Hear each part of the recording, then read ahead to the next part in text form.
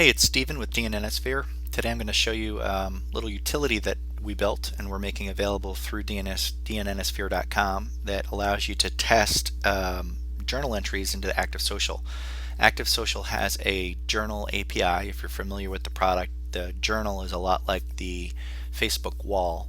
And the API opens up posts from third-party modules, so you can write your own module and have it update the journal when something happens, or you can contact your third-party module provider and they can integrate the module in. So for example, when I add a new article to Venturing News Articles, it posts that I added a new article on my journal. Same thing for things like events, videos, and other things. It's a nice way to tie all your events on your site into one social networking concept like a journal. So I've built a one of the things I've figured out is I've struggled with how things work between the journal API and the journal. And so the easiest thing I thought when I was working with third-party module vendors to try to integrate their products into Active Social was it'd be great if I could give them some kind of a working example. So what I did was I created a little utility module here. I'm just going to log in my admin account. There we go. And I've created this little module called Journal Tester. And again, this is just something that allows a module vendor or yourself to see what happens with the journal. So this form represents all of the options that are available in the API.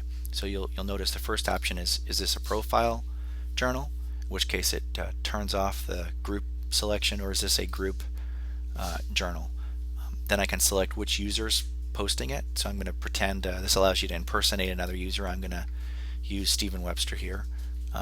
Choose from your list of groups, and then what journal types. Now this reads your custom journal type, so you have to have set up a journal for this to work, but I'll show you how to do that in a little bit. And then these are the values that you can pass in. So URL, for example, would be the URL of the content. So if it was an article, it would be the URL of that article. If it was a video, it'd be the URL of that video. I'm going to just fill in the rest of this information. Demo of Journal Tester, and then you've got two options here, short text and long text. So I'm just going to say this is my short text, and then I'll go over to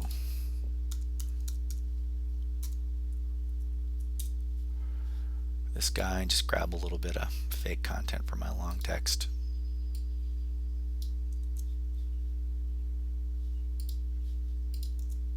There we go. Okay, so these are values that you'd pass in your API call.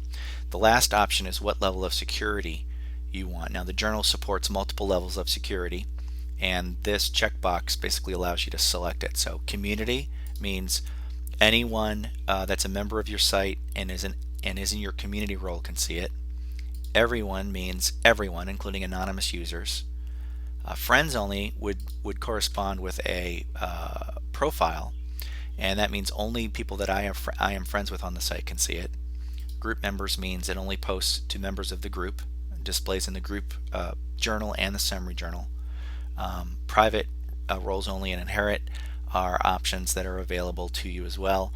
I've got them listed here, but they're for example, when I select roles only, I might want this to be something that only administrators can see. I can give you a list of my roles here. These are DNN roles.